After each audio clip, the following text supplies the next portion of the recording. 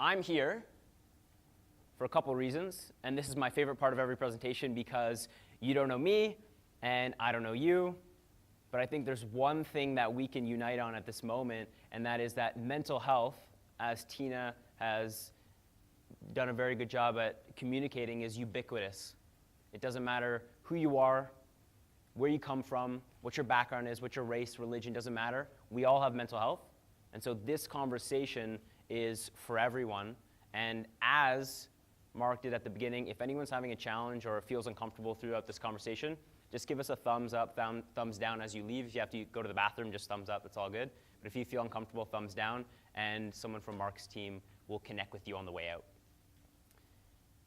First, before I jump into who I am, I want to thank the team. I was going to remember everyone's names, but there ended up being like 1 or 2 or 3 more people than I thought were in that group, so I'm sorry for the people in the back that I don't remember, but thanks for having me. I'm excited to be here. I'm excited to share my story, and I'd like to say hi and introduce myself. And for many of the people in this room, transitioning between one really important part of your life to another really important part of your life can be really stressful.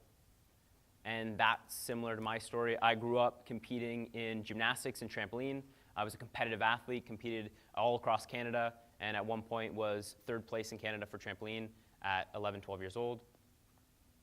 The transition from grade 7 and 8 to grade 9 was really challenging for me. And like Tina, when you transition from high school to university, for me it was elementary to high school. And I'm not sure how many people in this room can relate, but when I made that transition, I had a trauma in my life. I had a close family friend that committed suicide, and it made a really big impact on me because they were really important.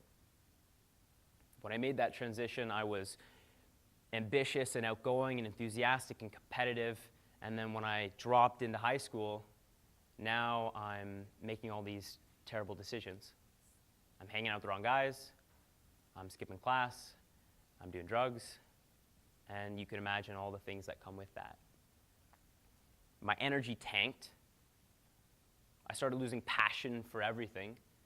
And then eventually, around 6 months later, when my parents realized that me sleeping 14 hours a day wasn't normal, and that not going to school wasn't normal, they decided to bring me to the doctor. At that point, I'm around 15 years old, and I'm diagnosed with clinical depression and anxiety. Everyone has their own background, and everyone will experience mental health in their own way, but those were the 2 hardest years of my life. I didn't want to wake up, didn't want to hang out with anyone, didn't want to play sports, didn't want to go to school, didn't want to do any of that. At one point, I thought that my life didn't matter. And I thought more often than not about ending my life. Fortunately, I have a really great support group in my family who helped make that next transition in my life really easy. And I started to cope with those strategies that Tina's talked about today on how to improve your mental health. And I'm hoping that through that experience, it didn't have to be worthless. It didn't have to be a waste of time. I can actually impart some of that on the group here, because as you go into your new roles, you're going to be making this transition in your life. You're going to want to be armed with the tools and resources that you need to feel empowered and have a positive mental health. So, how did I get here? In 2016, I went to Guelph University with my girlfriend at the time, and she was a residence assistant, where when I got there, knowing my background, she didn't want to text me and let me know, but when I got to Guelph, she said to me, one of our students killed themselves. And I later found out when I left that 4 more youth that year committed suicide. And that's a real problem at Guelph, but it's a real problem in a lot of schools. And you may know someone in your life that has had a huge challenge with their mental health. You may have had challenges with your mental health. But what's clear is that it's not always mental illness. And we're going to define the difference between the two because they are different. But what's clear And what I want to come to groups and communicate is that not only does our mental health lie on a spectrum, but that everyone's got it. Statistics today show that 1 in 5 youth who experience challenges with mental health will get the resources they need. But the real conversation we should be having is that 5 in 5 people have mental health. Not everybody has mental illness, but everybody has mental health. And so that's why we're having this conversation today. If you see this spectrum, when I was in grade 8, healthy, everyone in their jobs are going to have stress. In my life, being up here right now, you can imagine it's pretty stressful. That's okay.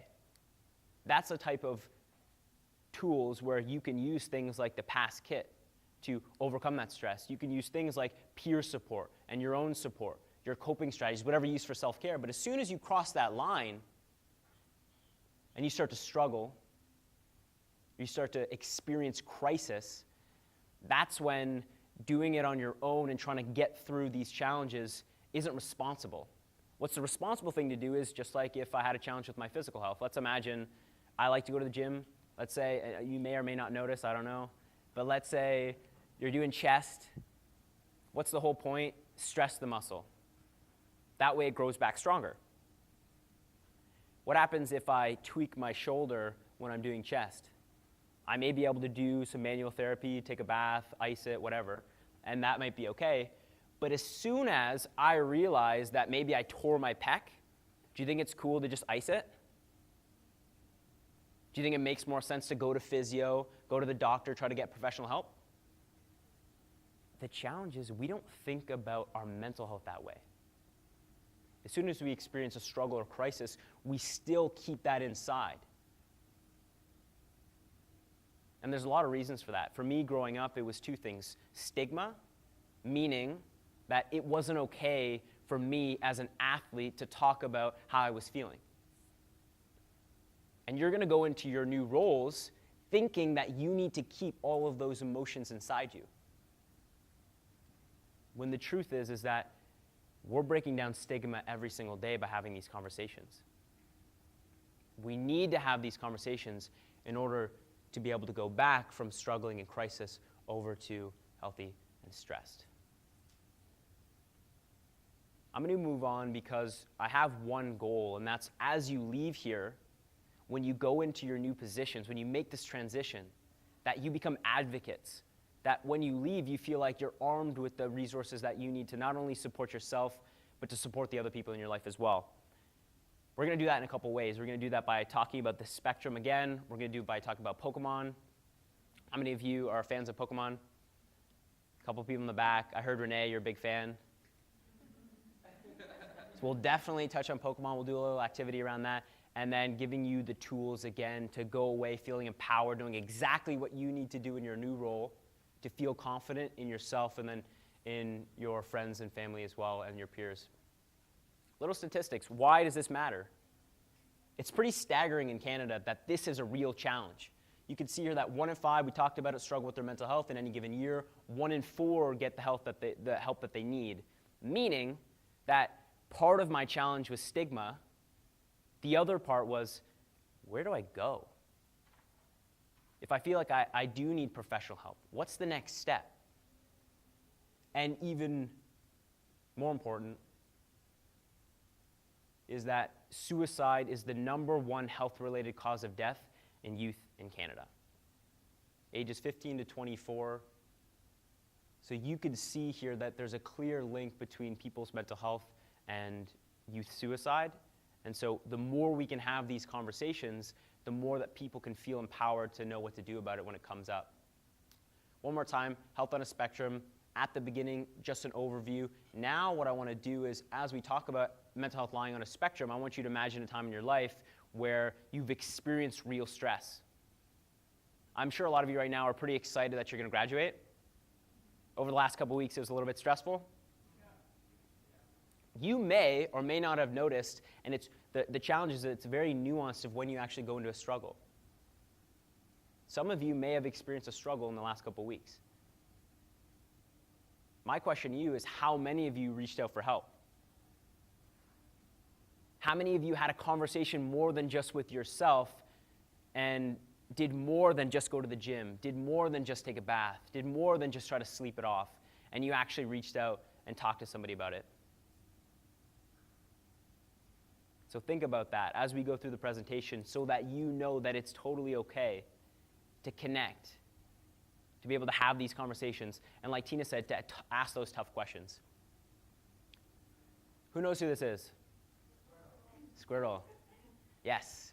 This was me in grade 8. Enthusiastic, high energy, ambitious. I had big goals, big dreams.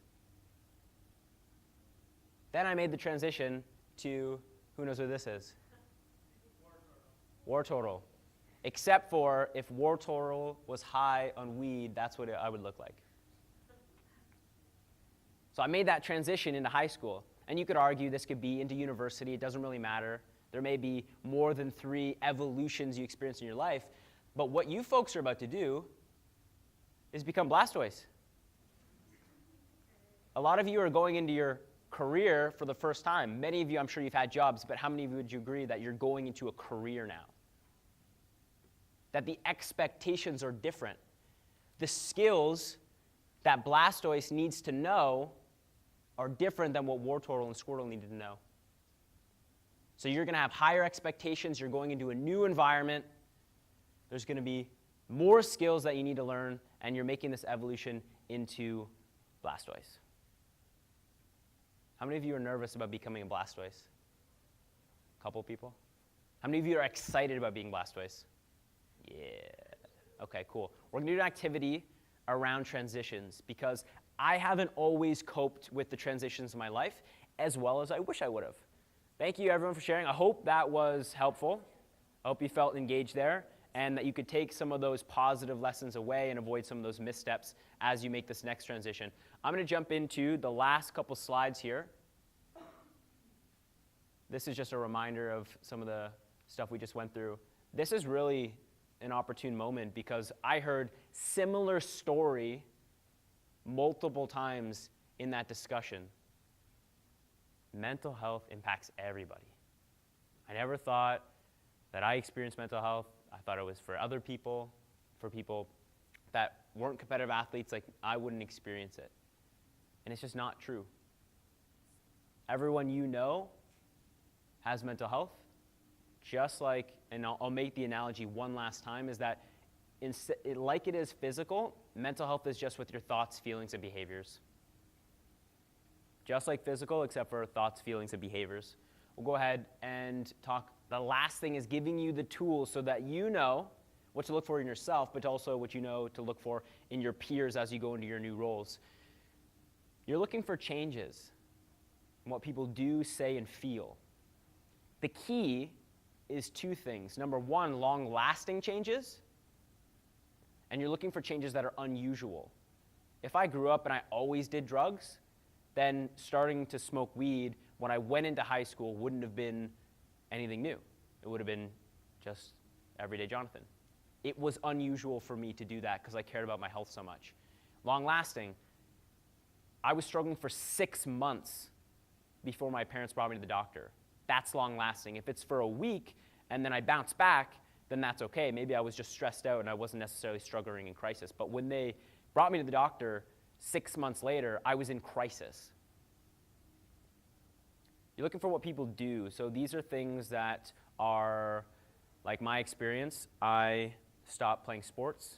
In some experiences over here, we stopped doing student government. We stopped being engaged at school. Things like that. What are people doing that are unusual or long-lasting? So think about that in yourself. Maybe right now you've noticed that you usually go to the gym, but you're not going to the gym right now. And that could be unusual for you. So think about how long that's been happening and whether or not that's a sign that you may be more stressed than you normally are.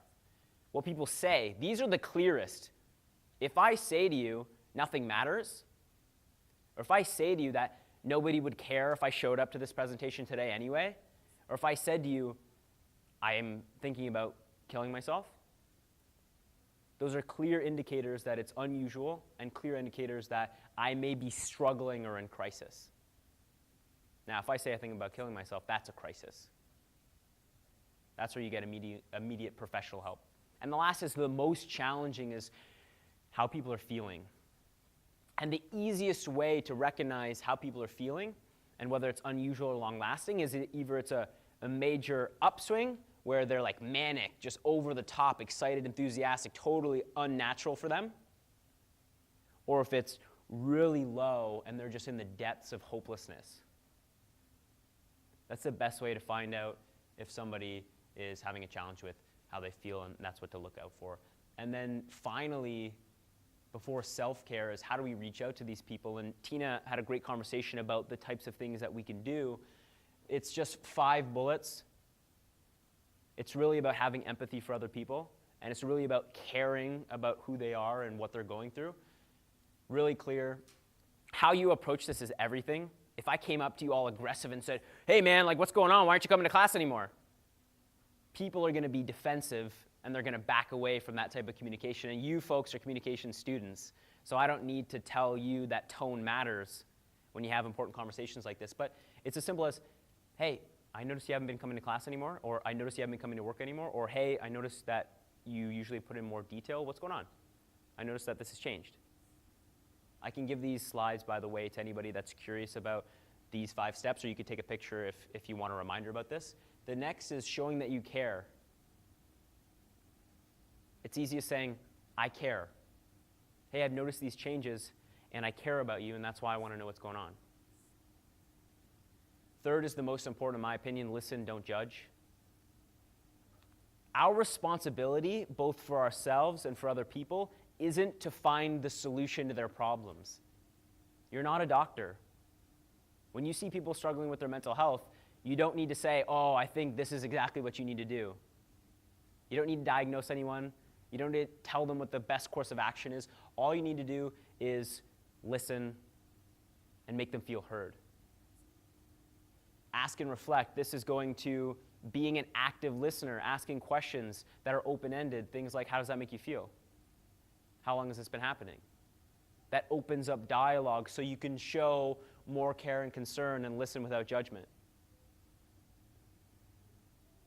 When you're asking and reflecting, I'm going to emphasize what Tina said because it's true. You need to ask the tough questions.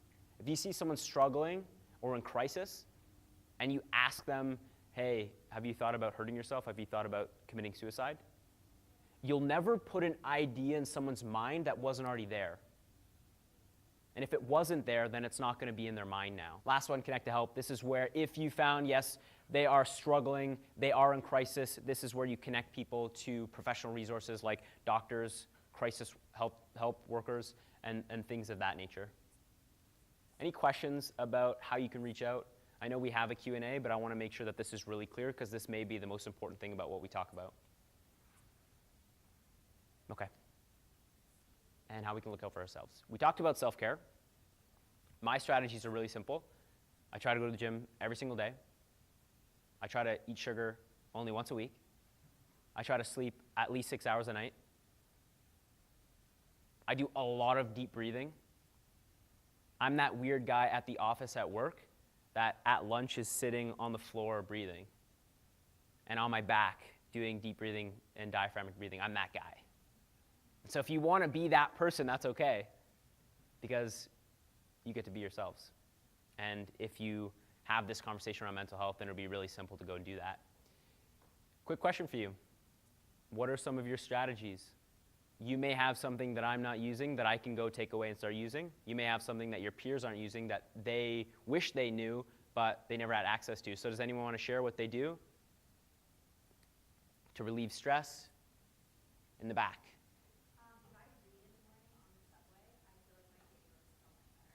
Okay, so we've got a non-negotiable reader. Good. Anyone else? Yes? I think it's kind of like deep breathing, but Stretching? stretching. Okay, so relieving tension. Tina talked about relieving tension. I like that. Does that happen regularly or just when you're experiencing stress? Have to do it every day. Sorry? Have to do it every day. Got it. Okay, stretching. Anyone else? Yes? Watch something funny. It will change your mind. Okay. Nice. Watch something funny. Okay, got it. So any favorite comedians? Anything you can laugh at. Anything. Anything. Good, thanks. Yep. I go get my nails done. Get your nails done. Get pampered. I like that. It's good. Let's go one more. Yes? I like listening to one Manitoba song a day. What was that? One Manitoba song a day. Okay. Okay, great. Music, like it. Awesome. So the last thing about how we can look out for ourselves is just understanding struggling versus stress. If anyone remembers, it's unusual and long-lasting in things that you do, say, and feel. So if you can recognize that in yourself and you know you're struggling, that's when how we look out for ourselves becomes irrelevant. It's irresponsible to try to focus on looking out for yourselves if you're in struggle or in crisis. Your roles in the positions you're going to go into are going to be inherently very stressful. After speaking to Sam and speaking to Mark and speaking to Renee about the types of work that you folks are going to go into, these strategies are going to be really important. And you prioritizing your mental health is going to be really important. But I want to stress that as soon as it goes struggling, as soon as it goes crisis, we can't worry about stigma. It's 2018, for God's sakes.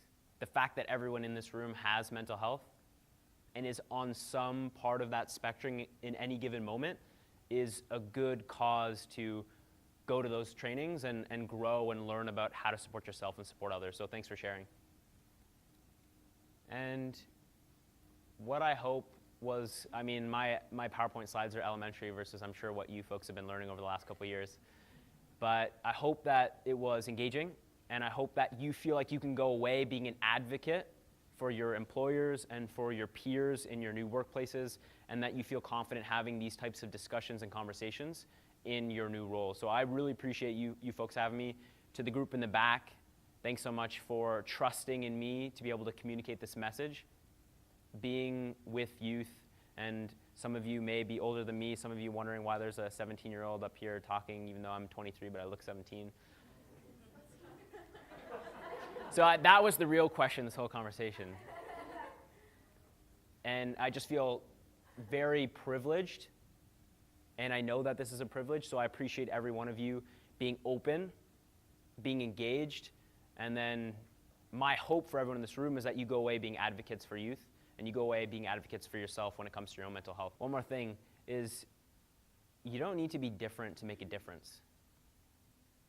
My story isn't unique because everyone has mental health. But I can recognize that even though the story isn't different, I can still come out here and make a difference. So if any of you are thinking like, you know, he's talking about being an advocate for mental health, what does that mean? Like, your story will impact somebody. You sharing the experiences that you went through and how you overcame those matters.